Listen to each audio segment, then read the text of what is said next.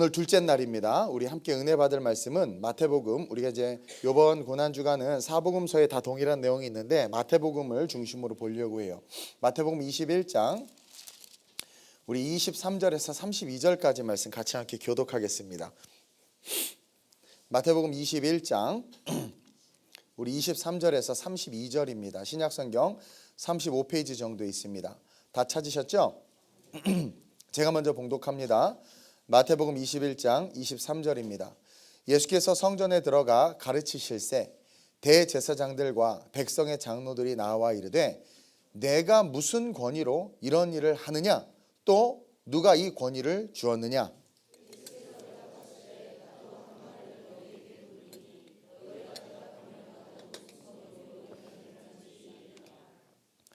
요한의 세례가 어디로부터 왔느냐? 하늘로부터냐? 사람으로부터냐? 그들이 서로 의논하여 이르되 만일 하늘로부터라 하면 어찌하여 그를 믿지 아니하였느냐 할 것이요.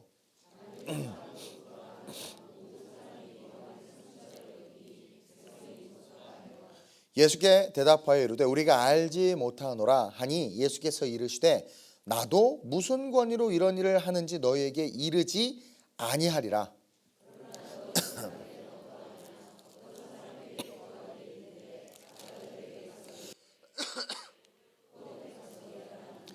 대답하여 이르되 아버지 가겠나이다 하더니 가지 아니하고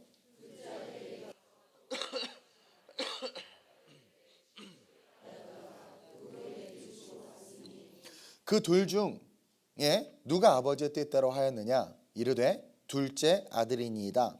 예수께서 그들에게 이르시되 내가 진실로 너에게 이르노니 세리들과 창녀들이 너희보다 먼저 하나님의 나라에 들어가리라.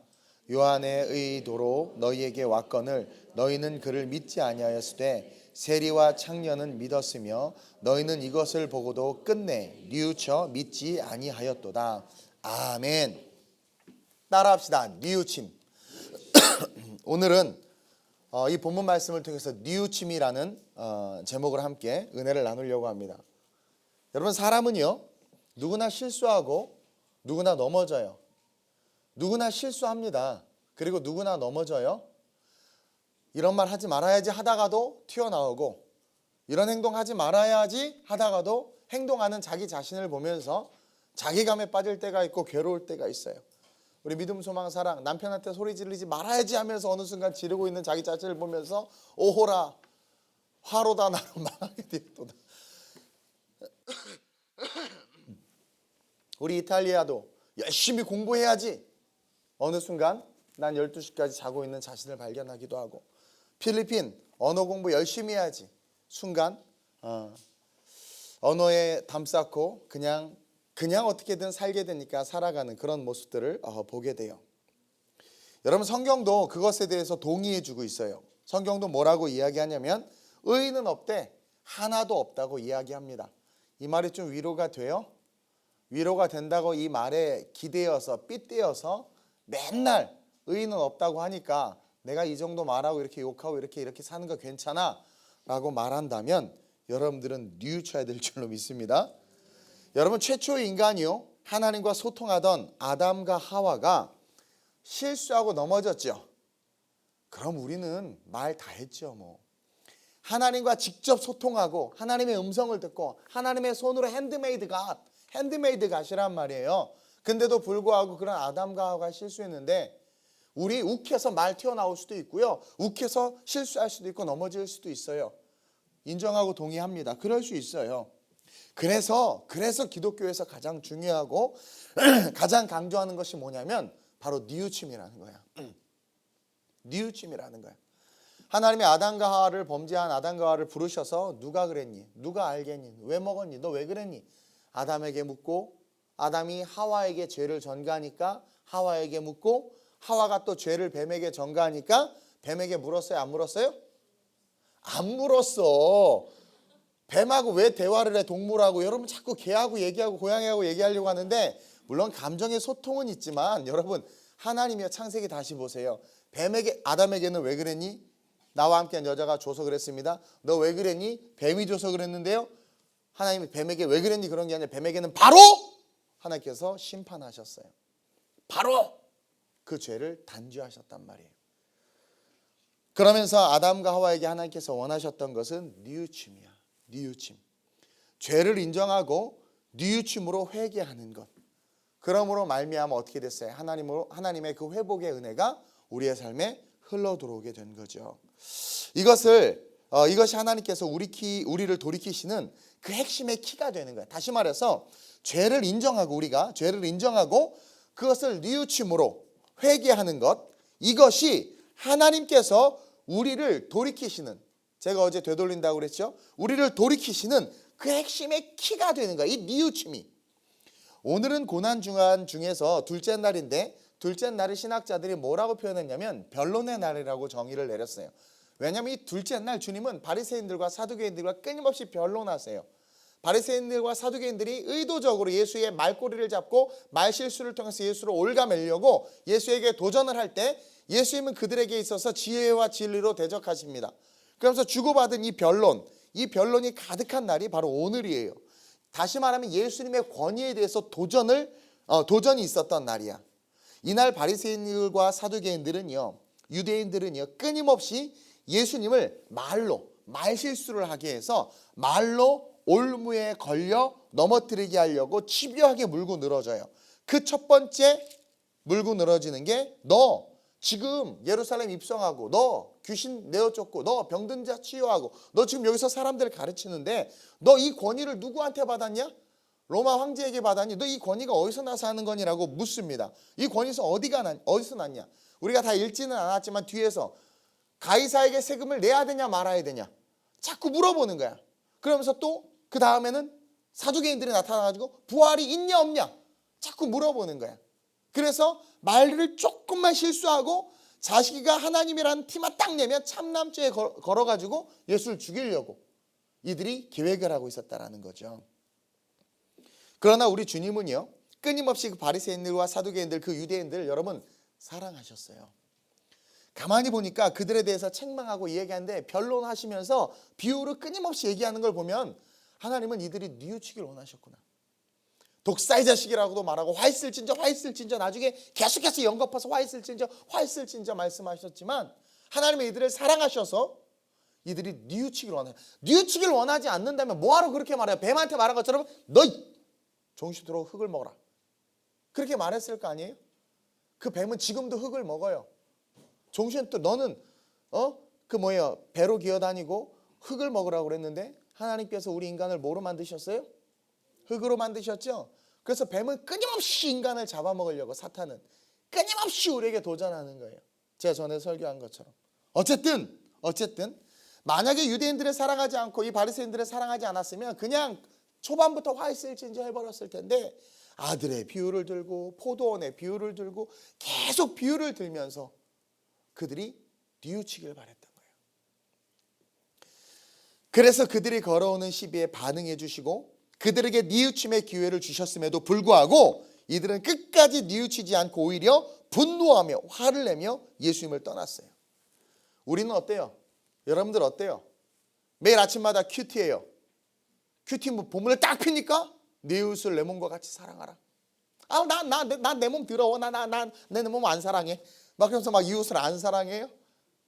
오늘 아침에 우리가 주보에 있는 큐티를 딱 보면서 큐티 말씀이 내 이웃을 내 몸과 같이 사랑하라. 오른손이 한 일을 왼손이 모르게 하라. 넌 내게 부르짖으라. 그럼 어떻게 해요? 그 말씀을 붙잡고 내가 사랑이 없었구나 하고 어떻게? 뉘우쳐서 회개해야 돼. 내가 기도하지 못했구나. 뉘우쳐서 기도해야 된단 말이에요. 그리고 여러분 철야 때마다 또 오늘 새벽에 기도할 텐데 기도할 때마다 여러분 성령의 음성이 들리죠? 성령은 음성으로 생각으로 우리로 하여금 하나님의 뜻을 알게 하신단 말이에요. 그럼 어떻게 해야 돼요? 내가 그때 실수했구나. 그때 잘못했구나 하면서 뉘우치고 회개하고 돌이켜야 돼. 그렇죠? 여러분 그런 것들 가운데서 뉘우치고 계시냐라는 거예요. 뉘우침은 회개입니다. 회개는 돌이키는 거야. 돌이킴은 우리의 본연의 삶과 자리, 본연의 축복으로 우리를 이끌어주는 축복이에요. 그러니까 회개라는 것은 이탈한 자리에서 다시 원래의 자리로 돌아오는 거예요. 회개라는 것은 내가 떠나 있는 삶의 자리에서 다시 원래 하나님께서 나에게 세워주신 자리로 되돌아오는 게 그게 바로 회개고 뉘우침이라는 거죠. 다시 말해서 하나님의 자녀로서의 자리로 돌아오는 게 회개예요. 하나님의 자녀로서의 권세와 축복을 누리는 게 회개란 말입니다. 그리고 영원한 천국을 소유하는 게 회개야. 회개, 뉘우침이라는 거야. 근데 우리는 뉘우치기는커녕 설교에 찔리는 것을 뭐라고 얘기하냐면 상처받았어. 그리고 목사님 내 얘기하시는 내 얘기. 내가 바빠 죽게 여러분이 사람도 몰라. 근데 막 그런 말 있잖아요. 목사님 내 얘기하셨어. 누가 고자질한 거예요. 그게 아니라 기도하고 말씀을 준비해서 그 말씀이 그렇게 들렸다면 성령 여러분들을 치시는 거예요. 그럼 어떻게 돼? 뉘우쳐야 되잖아. 그렇죠? 근데 상처받았대. 말씀대로 살아야 한다고 막 여러분들 이끌어. 근데 청년들이 뭐라고 그러나 목사 자꾸 내 인생에 간섭하시네. 개입하시네. 판단하시네. 일본 말로 겐세이 하시네. 그러면서 오늘 본문에 바리새인들처럼 내가 생각하는 생각이 맞다고, 내가 경험한 경험이 맞다고, 내가 생각해보니까 내 욕이 옳다고 이성과 경험과 논리로 하나님의 말씀과 복음 앞에서 대적한다라는 거야. 여러분 뉘우침이 없으면 어떤 일이 일어나는 줄 아세요? 따라합시다. 뉘우침이 없으면 빼앗김이 있을 뿐이다. 여러분 뉘우침이 없으면 빼앗김이 있을 뿐이에요. 오늘 33절에 보면 주님이 포도원의 비유를 이야기하고 계세요. 우리가 읽지는 않았어요. 예수님께서 바리새인들이 그 논리적인 것을 가지고 덤빌 때 요한의 이야기를 하시고 나서 또 포도원의 비유의 이야기를 들어요. 그 포도원의 말씀을 보면 그 33절의 말씀을 보면 농부가 포도원을 맡기고 갔단 말이에요. 종들에게. 근데 종들에게 맡기고 가서 이제 열매를 얻으려고 사람을 보냈더니 사람이 35절에 농부들이 종들을 잡아서 하나는 심히 때리고 하나는 죽이고 하나는 돌로 친 거예요. 그러다가 나중에 안 되겠다 아들을 보낸 거예요. 후에 아들을 보내서 이르되 그들이 내 아들은 존대하리라 했더니 농부들이 어떻게 돼? 야 이거 아들 죽이면 이게 상속자 아니야? 상속자 죽이면 이거 우리가 갖는 거 아니야? 그러면서 어떻게 돼? 그 포도원을 가지려고, 포도원의 열매를 가지려고 보내온 사신들을 죽이고 선지자들을 죽이고 예언자들을 죽이고 이제 아들까지 죽인단 말이에요. 그래서 그 포도원을 차지할 줄 알았더니 성경의 41절에 뭐래요? 시작.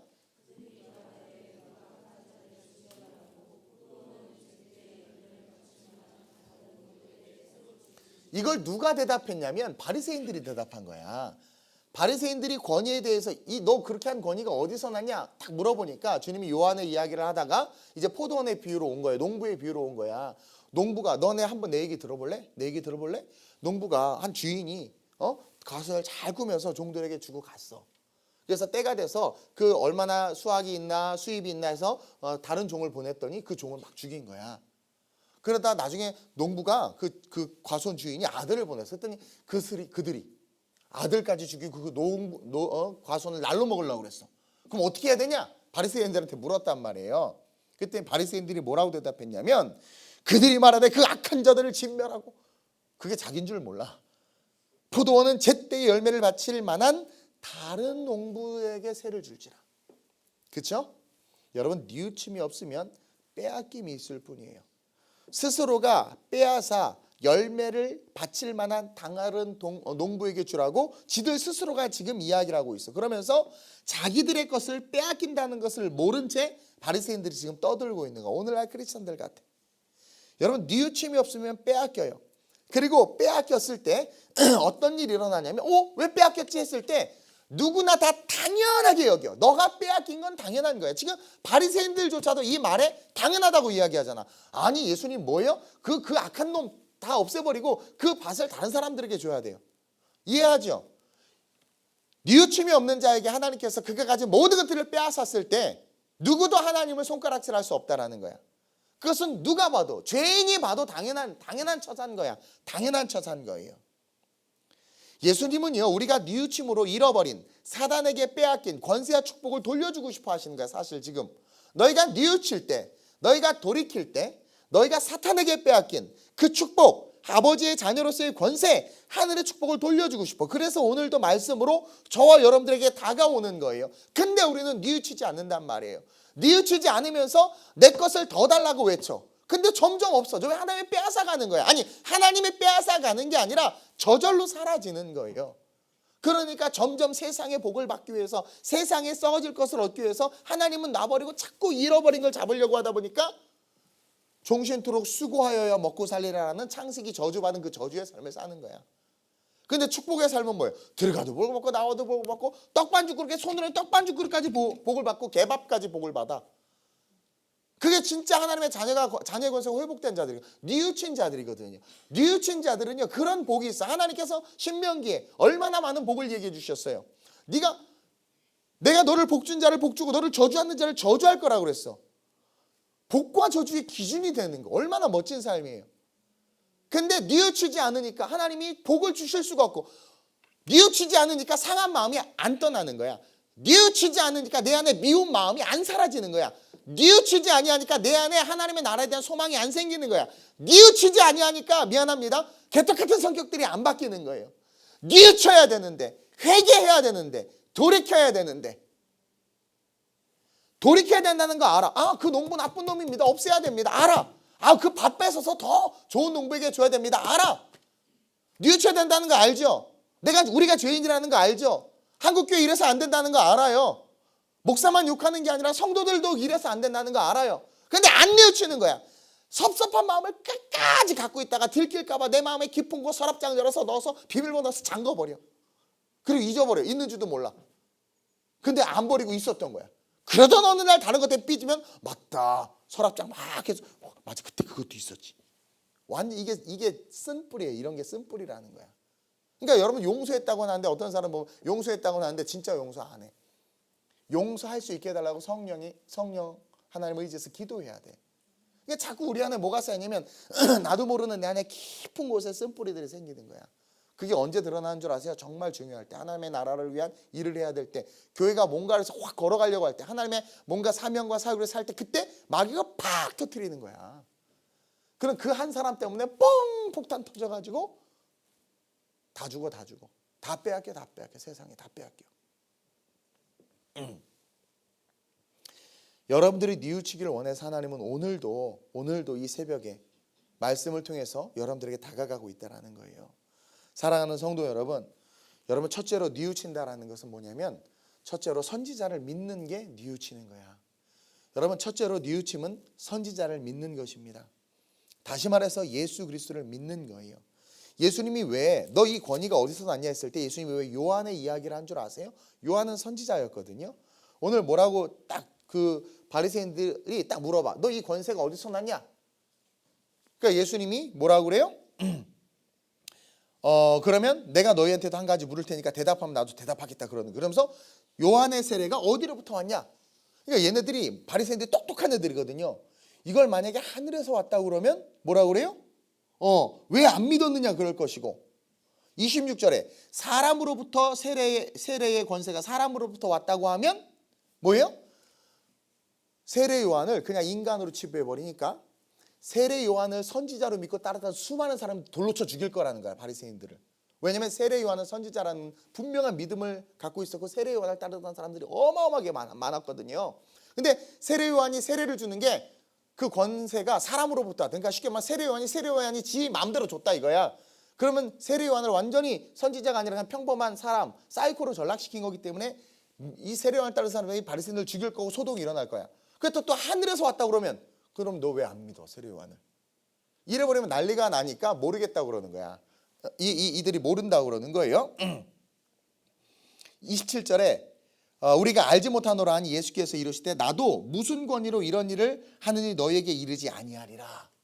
그러니까 바리새인들이 모른다고 한 게 몰라서 모른다고 한 게 아니라 예수님은 심정과 패배를 감찰하시잖아요. 바리새인들이 두 생각 속에서 딜레마가 있으니까 그냥 모른다고 거짓말한 걸 주님이 아시는 거야. 그러면서 그 생각을 끄집어내려고 어떤 사람에게 두 아들이 있는데 맏아들에게 가서 포도원에 가서 일하라 그랬어. 그랬더니 그 큰아들이 네! 가서 일하겠습니다 해놓고 안 간 거야. 이거 아주 나쁜 놈이죠. 둘째 아들은 야 포도원 가서 일해 그랬더니 아 싫어 안 가. 아 아빠가 가 해놓고 에이 우리 아버지 나이도 많고 에이 맞아 손에 핸드폰도 바꿔줬지 가서 일해야자고 둘째 아들은 갔단 말이야. 그럼 누가 옳냐 이거예요. 그러니까 이 바리새인들 되게 멍청해요. 예수님이 말하는 게 다 걸려 넘어져. 둘째 아들이 옳다고 엄청나게 복음에 대해서 잘 알아. 말씀에 대해서 잘 알아. 어떻게 살아야 되는지를 잘 알아. 멍청해. 근데 문제는 뭐 그들 스스로가 대답은 옳게 하는데, 여러분 말은 얼마나 바른 말 잘해요. 얼마나 기독교에 대해서 말 잘해요. 말은 바로 하는데 삶을 살아가지 못하는 거야. 이것을 한마디로 말하면 뉘우치지 못한다라는 거야. 뉘우치지 못한다라는 거야. 뉘우치지 못한다라는 거야. 그래서 말씀의 30절에 하나님께서 그렇게 말씀하시는 거예요. 둘째 아들에게 가서 또 그와 같이 말하니 대답하여 이르되 실소이다 하다가 그가 그 후에 어떻게 해요? 뉘우치고 갔으니. 32절에 요한이 의의 도로 너희에게 왔거늘, 지금 바리새인들이 가졌던 두 마음을 딱 찍어서 얘기해 주는 거야. 요한이 의의 도로 너희에게 왔거늘 너희는 그를 믿지 아니하였을 때 세리와 창녀는 믿었으며. 그렇죠? 세리가 누구예요? 삭개오죠. 창녀는 누구예요? 대낮에 가늠하다 잡힌 여인이죠. 저와 여러분들이에요. 그들은 믿었으며 너희는 이것을 보고도, 세리와 창녀가 믿고 기적을 경험하고 병든 게 치유되고 그들이 자유함을 누린 것을 경험하고도 끝내 뉘우쳐 믿지 아니하였도다. 끝내 뉘우치지 아니하였다는 거야. 그리고 뉘우치지 아니한 것을 뭐와 비유해서 얘기해요? 믿지 않았다, 믿음이 없다라고 이야기하는 거야. 여러분, 뉘우친다라는 것은요, 뉘우친다라는 것은 선지자를 믿는 거야. 다시 말해서 예수 그리스도가 하나님의 아들이심을 믿어야 돼요. 요한을 믿고 이사야를 믿는 거야. 성경에 나온 믿음의 위인들을 믿는 거예요. 근데 오늘날 어떤 사조가 있냐면 예수님도 부처처럼 그냥 사람이었다. 신의 길, 인간의 길, 뭐 이상한 드라마 막 하면서 막 예수님도 그냥 인간이었다. 제자들이 시체를 훔쳐가서 시체가 없어졌을 뿐이지 태어나셨다 그냥 죽으셨다. 부활은 없다. 지어낸 거다. 그런 풍조들이 많아. 그러면서 모 교수님이 기적은 사라졌다, 기적은 없다. 칼빈이 실수한 것 중에 한 가지긴 한데 어쨌든 은사는 없어졌다. 뭐 이런 이야기들을 많이 해요. 그건 뭐예요? 선지자를 믿지 않는 거야. 다시 말해서 예수가 하나님의 아들임을 믿지 않는 거야. 예수는 인정하는데 예수가 하나님의 아들임을, 하나님이 보낸 선지자임을. 선지자는 뭐예요? 하나님의 사명을 받아 이 땅에 온 걸 선지자고, 예수님이 마지막 선지자예요. 세례 요한이 마지막 선지자고, 마지막 선지자, 마지막 예언자고, 세례 요한이 그 선지자 예언자의 완성이 예수 그리스도의 메시아. 그러니까 안 믿는 거야, 안 믿는 거야. 예수님도 부처님처럼 사람으로 생각하는 거야. 그러다 보니까 뭐가 없냐면 삶에 진정한 뉘우침이 없어지는 거야. 사람인데 뭐. 여러분, 진정한 뉘우침의 시작은 예수를 메시아로, 예수를 구원의 주님으로 온전히 바라보면서 믿는 것에서부터 시작돼요. 그래야 우리의 죄를 들고 그분께 나아갈 수 있는 거야. 그분이 메시아가 아닌데 우리가 죄를 들고 나갈 이유가 뭐 있어? 사람인데 말했다가 뒤통수 맞으면 어떡해? 요즘 목사한테도 상담 안 한다면서요? 나중에 책 잡힐까 봐. 그게 말이 돼요? 예수를 메시아로 믿지 않으니까 뭐예요? 우리의 죄를 들고 예수 앞에 못 나가는 거야. 진정한 회개를 못 하는 거예요. 그러나 예수가 하나님의 아들이고 진정한 메시아임을 믿는다면 우리의 죄를 들고 예수 앞에로 나가. 그게 뭐예요? 뉘우침이야. 그 뉘우침은 결국 뭐가 돼요? 회복이 되고 잃어버린 자리에 다시 우리가 그 자리에 딱 설 수 있는 하나님의 축복이 된다는 거예요. 따라서 저와 여러분들, 뉘우침은 예수가 메시아임을, 선지자임을 믿는 거예요. 둘째로 뉘우침은 여러분 말씀대로 살아가는 게 뉘우침이에요.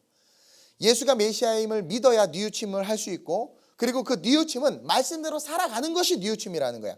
주님은 28절 이하의 비유를 통해서 바리새인들에게 말씀대로 살라고 지금 이야기하고 있어요. 28절에서 말씀대로 살라고. 그러나 너희의 생각은 어떠하냐 하면서 두 아들에 대한 이야기를 해요. 두 아들에 대한 이야기. 그렇죠? 우리는 하나님의 말씀에 대해서 거절할 수도 있고 반항할 수도 있어요. 그러면서 중요한 건 이 두 아들의 비유를 통해서 우리에게 말씀하시는 건 뭐냐면 돌이키라는 거야. 뉘우치라는 거야. 그렇죠? 큰 아들은 대답해 놓고 가지를 않았어. 둘째 아들은 싫다고 했지만 나중에 뉘우쳐서 돌아갔어. 사두개인들은 율법을 지키겠다고, 하나님의 뜻대로 바리새인들은 살겠다고, 계명을 지키고 성전을 지키면서 살겠다고, 하나님의 신앙을 지키면서 살겠다고 말로는 엄청 떠들었지만 그들은 자기들의 기득권을 포기하지 못하고 예수가 메시아임을 알면서도 뉘우치지 않은 거예요. 구약의 율법을 지키고 예루살렘 성전을 지키고 성전이 성전되게 하겠다고 큰 소리는 쳤는데, 큰 아들처럼 큰 소리는 쳤는데 정말 성령과 하나님의 말씀이 진정 원하는 삶은 살지 못했던 거야. 그들은 종교 지도자로서의 지위와 물질과 그 평안함 속에 안락하게 젖어버린 거야. 근데 둘째 아들은 어떻게 했어요? 싫다 싫다. 예수 믿으라고 해도 싫어. 봐봐요. 정직하게 살아. 사랑해야 돼. 등쳐먹지 말아야 돼. 뭐 간음하지 말아야 돼. 살인하지 말아야 돼. 많은 이야기를 했어. 세리 창녀들은 싫어 나 돈 없어. 내 뜻대로 살까 봐 했단 말이에요.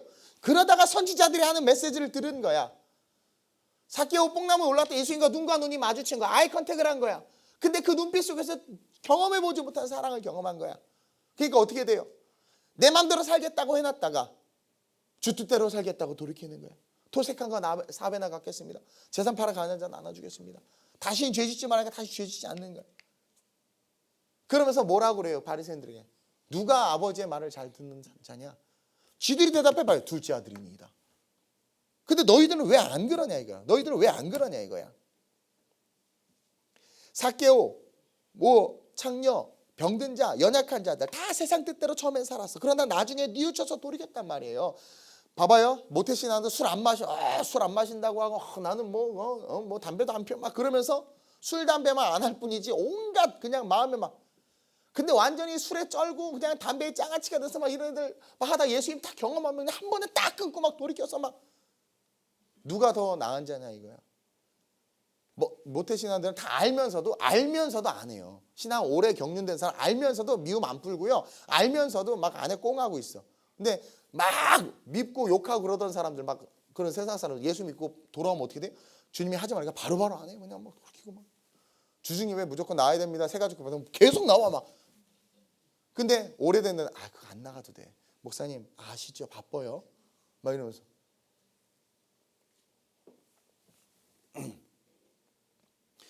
여러분 뉘우침이라는 것은 우리에게 선포된 말씀대로 살아가는 게 뉘우침이야. 오늘 나에게 선포된 말씀대로 살아가는 것이 뉘우침이란 말이에요. 저와 여러분들 선포되어지는 말씀대로 살아가고 있냐 이거야. 그 말씀 속에 우리의 생각과 마음을 들이대진 않냐 이거야.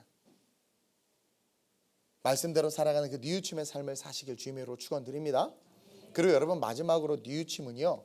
약속된 축복을 받는 게 뉘우침이야. 주님은 마지막으로 이 농부의 비유를 들면서 우리에게 축복에 대한 이야기를 해요. 아까도 이야기했지만 그 농부에 대한 비유, 그 포도원 농부에 대한 비유를 들고 뭐라고 말하냐면 봐봐. 처음에 너네들한테 포도원을 맡겼는데 나쁜 짓을 하니까 그 포도원을 빼앗아서 그 포도원을 맡을 만한, 다시 말해서 41절에 제때의 열매를 바칠 만한 다른 농부들에게 준다 이거야. 제때의 열매를 바칠 만한 다른 농부에게 준다 이거야. 다시 말해서 뉘우침, 우리가 돌이키기 시작하면 하나님은 그 돌이킨 자에게 세상의 축복, 세속의 축복, 먼저 된 자들에게 주셨던 축복, 그것들을 다 뉘우쳐서 돌아온 그들에게 하나님께서 주신다라는 거야. 여러분 뉘우침이 없는 인생은요, 모든 것을 가졌으나 모든 것을 잃는 인생이 됩니다. 뉘우침이 없는 인생은 꿈과 비전, 소망과 기대가 있다고 말해요. 우리 청년들 꿈과 비전, 소망과 기대가 있다고 말해. 근데 왜 꿈, 비전, 소망, 기대가 안 이루어지는 줄 알아? 니네들의 인생에 뉘우침이 없어. 청년들 뉘우침이 있어야 돼. 그러니까 뉘우침이 없는 인생은 꿈이 있어요, 비전이 있어요, 소망이 있어요, 기대가 있어요 말하지만 단 하나도 못 이루어. 빼앗기거든. 여러분 뉘우침이 없는 인생은요 영원한 천국과 십자가를 잃어버리는 인생이 되는 거야. 대표적으로 뉘우침이 없는 사람이 누군 줄 아세요? 뉘우침이 없는 것의 대명사 가룟 유다지. 좀 이따 등장할 가룟 유다. 우리 살짝 한번 뒤로 가서 먼저 훔쳐볼까요? 26장 그 말씀을 좀 맺을게요. 26장 보세요. 나 진짜 세상에 이런 바보, 세상에 이런 바보, 이런 멍청한 놈이 없어요. 26장 21절 보세요.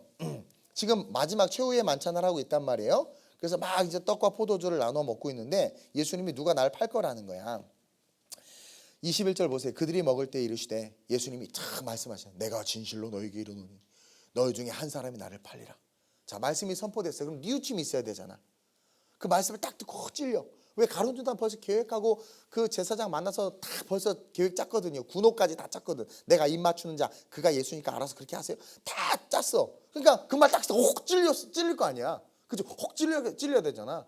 청년들 찔려도 너네들 뉘우치지 않지.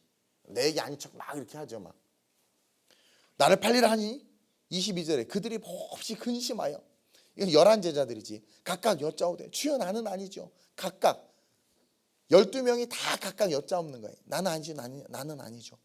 그러자 23절에 예수께서 대답하여 이르시되 나와 함께 그릇에 손을 넣는 그가 나를 팔리라, 딱 얘기했어요.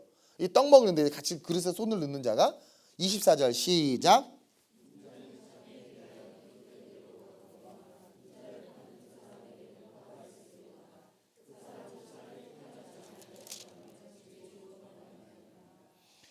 여기 마태복음에는 내가 보세요. 25절에 예수를 파는 유다가 대답하여 이르되 라삐여 나는 아니지요. 대답하되 내가 말하였도다. 그러는 거야. 누가복음에 보면 같이 손을 넣어. 유다와 예수 같이 손을 넣어요. 그리고 나서 하는 말이 분명히 나와 함께 그래서 손을 넣는 자가 나를 파는 자라고 그랬는데 같이 손을 넣어놓고 뭐라 그러냐면 가론자 나는 아니죠 그러는 거야. 뭐가 없는 거예요? 뉘우침이 없는 거지.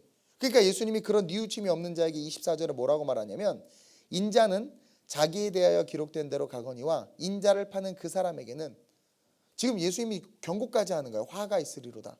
그 사람은 차라리 태어나지 아니하였다면 그 자기 자신에게 저에게 더 좋을 뻔하였느니라. 좋을 뻔하였느니라. 뉘우침이 없는 인생의 대명사야. 예수님이 그렇게 뉘우치게 하려고 오늘 나를 판다. 그래서 못 알아듣는 거니까 나랑 같이 그래서 손을 넣는 자가 나를 판다. 같이 손을 넣었어. 그럼 지잖아, 자기잖아. 근데 내 뉘우침이 없어. 저는 아니죠. 같이 손 넣어놓고. 그럼 그 말은 뭐냐면 주님의 말씀을 안 믿는 거야. 오늘날 강단에서 목사가 설교하잖아요. 설교 말씀을 사람의 말로 알아듣는 거, 인간의 말로 알아듣는 거. 물론 그렇게 정신 나가게 설교하는 분들도 계세요. 근데 말씀을 설교하는데, 올바른 복음을 선포하는데 그 복음을 어떻게 이해하냐? 전 목사님 말이야. 사람 말로 받아듣는 거야. 그러니까 예수님을 제가 첫 번째 대지에서 말했죠. 선지자로 안 믿는 거야. 그러니까 예수님이 나와 함께 해서 그래서 손 넣는 나를 같이 손 넣었으면 어머 뉘우쳐야 되는데 예수님은 사람으로 여기는 거야. 그러니까 설교 말씀이 선포돼도 안 바뀌잖아. 술 마시지 말라고 그러면 찾아 어디 마시지 말라고 그랬어요. 취하지 말라고 그랬죠. 막 따져 잡고. 담배가 어디 있어요? 담배 어디 있어요? 어디 있어요? 막 이게 자꾸 따져. 어디 구약에만 11조였지 신약에 어디 11조라는 게 있어요. 막 자꾸 따져. 뭐예요? 예수를 메시아로 안 보는 거야. 이걸 경전으로 안 보는 거야. 하나님의 말씀으로 안 보는 거야. 그러니까 말씀이 선포될 때 뉘우치질 못하는 거야. 결국 뉘우치지 못하니까 어떻게 다 빼앗기는 거야. 자기가 왜 빼앗기는 줄 몰라. 왜 자녀들이 무너지고 망하고 집안이 무너지고 쓰러지고 왜 난 되는 일이 없고 하는 줄을 몰라. 왜 그런지를 몰라. 뉘우치지 않아서 그러는 건데. 뉘우치지 않아서 그러는데. 결국 뉘우치지 않으면 어떻게 돼요? 다 빼앗겨. 그러나 뉘우치면 어떻게 돼요? 주님이 분명히 이야기했어요. 이 포도원 농부의 비유를. 뉘우치면 뉘우친 자에게 하나님께서 하나님의 하늘의 포도원을, 하늘의 그 축복의 열매를 맺으시다. 하나님의 사역과 사명을 주겠다는 거예요. 이 고난주간을 맞이해서 저희가 뉘우쳤으면 좋겠어요. 뉘우쳐서 되돌아갑시다. 하나님께서 우리를 회복의 그 아름다운 모습으로 세우실 그 하나님의 축복의 땅으로, 그 새하늘과 새 땅으로 섰으면 좋겠어. 뉘우치질 않아. 도대체가 뉘우치질 않아. 주의 종이 참되거나 바르거나 가르쳐도 뉘우치지를 않아. 그럼 너나 잘하세요. 그래 목사가 못할 때 있어요. 그러나 말씀으로 양육할 때 그 말씀이 예수가 선지자임을 믿기 때문에, 그렇죠? 그 말씀에 의해서 말한 너는 내가 싫지만 하나님이 너를 세워서 말씀해 주셨기 때문에 그 말씀을 믿는 거죠. 그리고 그 말씀대로 살아가는 거야. 그래서 뉘우쳐 보는 거야. 그럼 어떻게 돼요? 하나님께서 다른 사람에게 맡겼던 포도원을, 하나님께서 다른 사람에게 맡겼던 사명을 주시는 거야. 저 여러분들 이 고난주간을 맞이해서 뉘우칩시다. 어떤 영역인지 모르지만 여러분들 뉘우쳐야 돼. 제가 어제 그랬죠. 본질의 열매가 있냐 이거야. 열매 많아. 무슨 장사도 하고 차도 바꾸고 뭐 돈도 막 열매는 많아. 여자친구도 생기고 뭐 열매는 많아. 아니 그거 말고 누구나 다 하는 그런 거 말고 본질의 열매, 사랑의 열매 있어? 기도의 열매 있어? 너 기도 응답 받은 거 있어? 너 섬김의 열매 있어? 헌신의 열매 있어? 너 그룹 리더인데 그룹 리더서 네가 뭘 했어? 너 싫어하는 애는 연락 한 번이라도 했어? 안 나오는 애들 챙겨봤어? 본질의 열매 있어? 하고 싶은 것만 하잖아. 본질의 열매 있어? 본질의 열매? 이렇게 말해도 뉘우치질 않아. 그래서 뭐가 없어요? 복이 없는 거예요. 한국 교회가 뉘우치질 않아서, 이 대한민국 교회가 뉘우치질 않아서 복이 없는 거예요. 지금 대한민국 교회가 짱돌에 맞아 난리가 나는 거예요. 뉘우치지를 않아서 성도들이, 사역자들이 회복되지가 않는 거예요.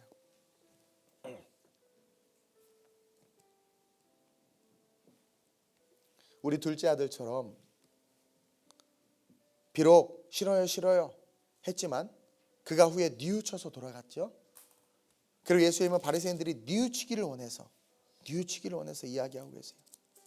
그리고 오늘도 주님 우리에게 말씀으로 다가오셔서 뉘우치라고 이야기하고 있어요.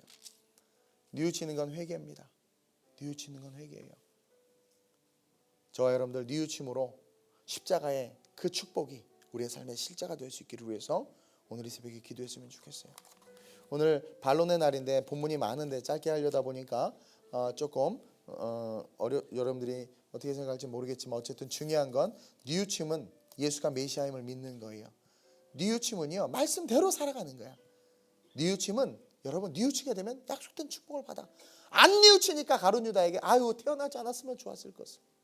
안 뉘우치면 그런 인생 되는. 그러나 뉘우치면 하늘의 축복의 인생이 되는 거예요. 우리 시간 제가 기도하고 주여 삼창하고 기도하신 후에 돌아가실 때 주기도문하고 각자 돌아가시는 거예요. 기도합니다. 하나님 진리의 말씀, 생명의 말씀이 선포되도 오늘 뉘우치는 자들이 없습니다. 성령께서 마음에 강하게 감동을 줘도 뉘우치지를 못합니다. 뉘우치지 못하니 축복을 받지 못하고 뉘우치지 못하니 삶이 계속 꼬입니다. 뉘우치지 못하는 것은 예수가 메시아임을 믿지 못하기 때문에 바리새인들이 뉘우치지 못했습니다.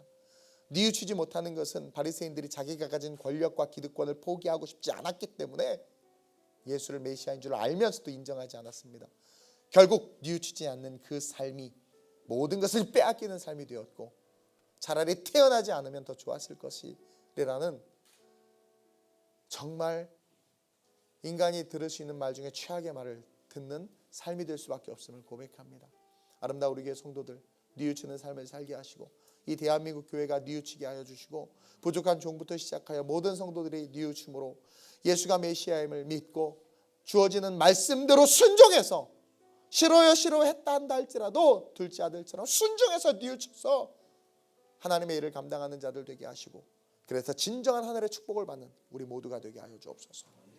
예수님은 뉘우치셨습니다. 이 잔을 내게서 옮겨주옵소서. 이 잔을 내게서 옮겨주옵소서. 두 번이나 간절히 기도하시다가 뉘우치셔서 그러나 나의 원대로 마시고 아버지의 원대로 하옵소서. 우리 역시 뉘우침의 기도로 오늘 이 새벽에 나의 원대로 살아가는 인생이 아니라 아버지의 뜻대로 살아가는 인생 될 수 있게 해달라고. 제발 뉘우칠 수 있게 해달라고. 본질의 열매를 맺을 수 있게 해달라고. 가식적인 신앙 버리게 해달라고. 더 이상 바리새인처럼 살지 않게 해달라고. 오늘 이 새벽에 기도할 때 성령의 폭포수와 같은 은혜와 축복이 임하게 하여 주옵소서. 감사함을 드리며 예수님의 이름으로 기도드립니다. 우리 주님의 새 몸으로 합심으로 전심으로 기도합니다. 주여